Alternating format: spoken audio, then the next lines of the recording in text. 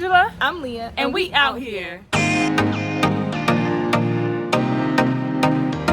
Hey y'all. Today we are at Animal Kingdom. Specifically, we are in the area of Africa and we went on an African safari, which was really cool. So, essentially, in Africa, the area of Animal Kingdom, they have a safari and you literally get in these little shuttle type bus type vehicles and you ride through and the entire thing is narrated by the guide. This is the car. It'll be a group of you in it. You will literally ride. You'll be able to see all types of animals.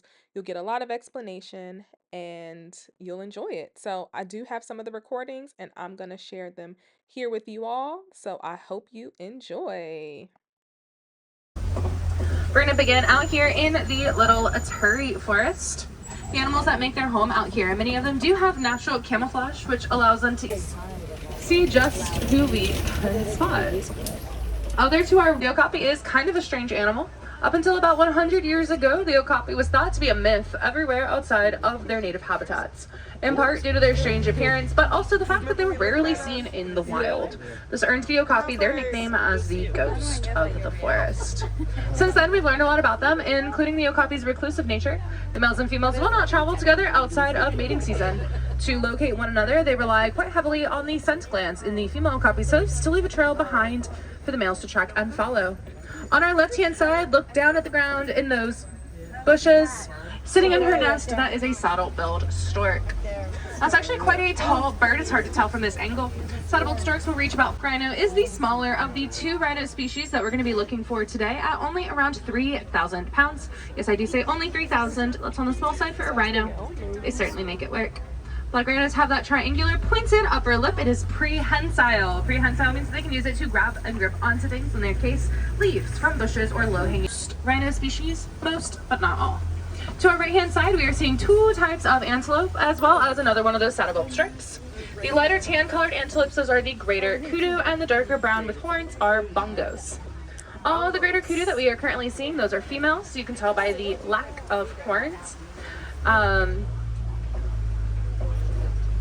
Male greater kudu have great big horns that extend out the sides of their head by about 6 feet.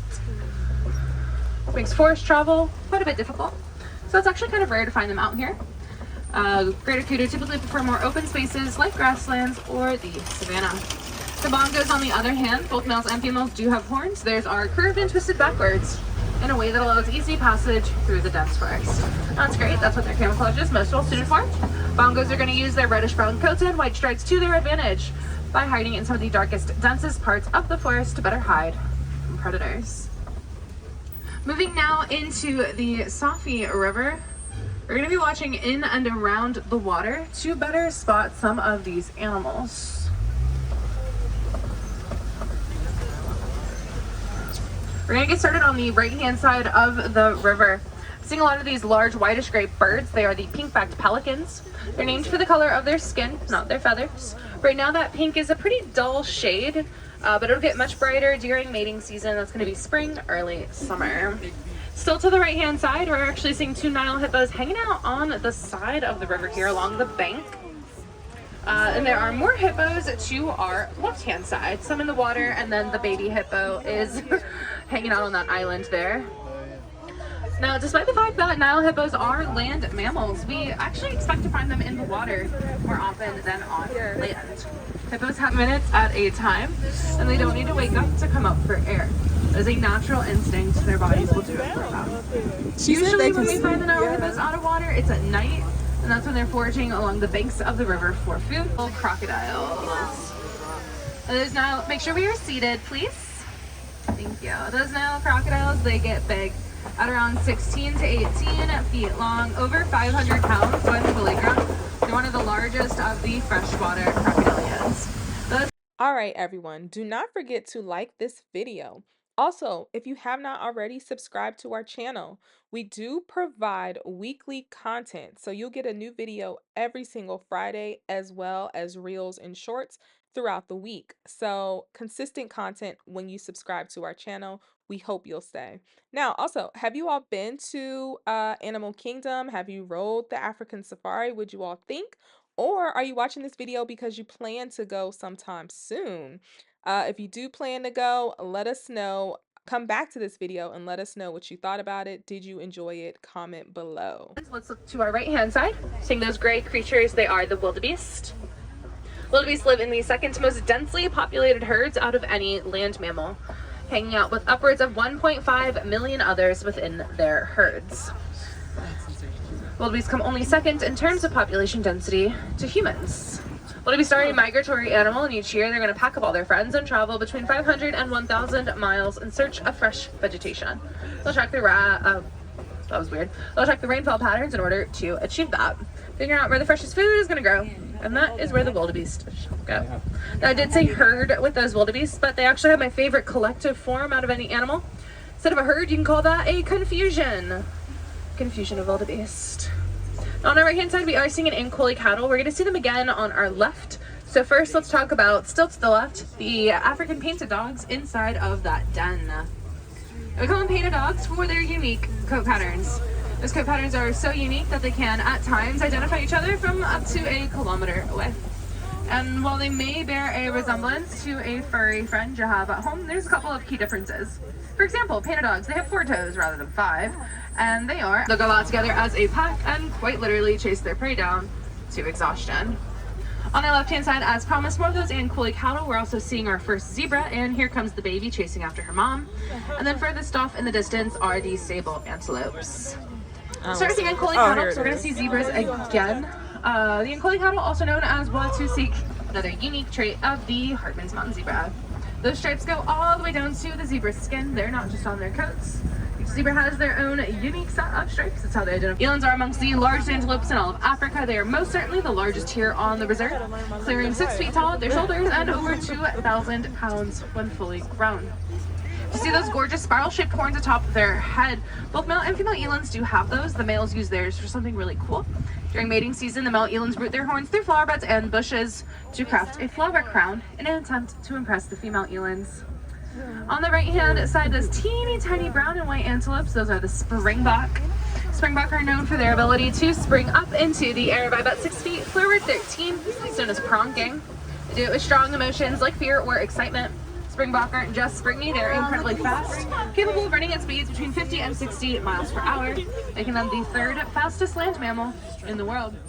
And to our left, giraffes. We can identify them by their coats as well. This is actually a really fantastic view we're getting of him. Now, when we just see the one elephant all alone like this, we almost always tend to assume that it would be a male elephant. So to year, their memories do span decades after all. More elephants on our left-hand side. Now, unfortunately, in the last few decades, elephants, as well as many other animals that live on the African savanna, are facing a massive loss in habitat, and the current culprit is in excess of coltan mining. We'll talk a little bit more about that in depth later on. It's not just because we are, well, in Africa. There's a couple different things we can look for, actually. You can look at their size. African elephants are not only the largest species of elephant, but the largest land mammal in the world. Fully grown, they range from about 12 to 15. That's to be the smallest species of ape. We now know them as the largest monkey. One of the key differences being the hand side now, those are the greater flamingos. Called flock of flamingos of flamboyance. The greater flamingos are the largest and tallest species of flamingo. They're also the dullest in pink color. Looking around, you might notice them before. These are, like I said, the white rhinos. The white rhinoceros is the larger of the 2 rhino species that we have seen today, ranging at around 4,000 to 5,000 pounds when fully grown. 2 different types of animals. All the way up the hill there, those are cheetahs prowling about, and then much closer to us are the ostriches. The cheetahs up there, they are the fastest land mammal in the world, capable of going 0 to 60 miles per hour in under 3 seconds. That's not even their top speed. Despite that speed, cheetahs can't win any marathons. They are sprinters. They can only maintain that speed for a couple hundred yards above around 20 to 30 minutes. Now, those ostriches may be a flightless bird, but is a lion. Looks like all the animals in this little area are a little bit sleepy. You see 3 of those white rhinos laying down, and then both lions up there as well. Sorry for that abrupt stop. Got a great view of those lions on the left. This is how we see them for a majority of the day. Just resting, relaxing, conserving their energy. 16 to 20 hours. And it's not because the lions are lazy, rather they are nocturnal. During the day, a lion's eyesight is on par with that of an average human's. At night, it is 6 times stronger.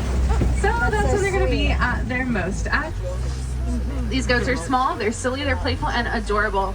But the Nigerian dwarf goats are incredibly important to farming communities found throughout Africa today. They're kept less for their small size and mainly for the sweet milk that they produce. Wasn't that fun, y'all? What'd you all think? I hope you all enjoyed this video. I hope you found it helpful. Before you leave, before you hit that exit button, be sure to like this video, comment below, let us know what you thought, and subscribe to our channel. It's been sweet. Check us out next week When we out here in these streets. Peace.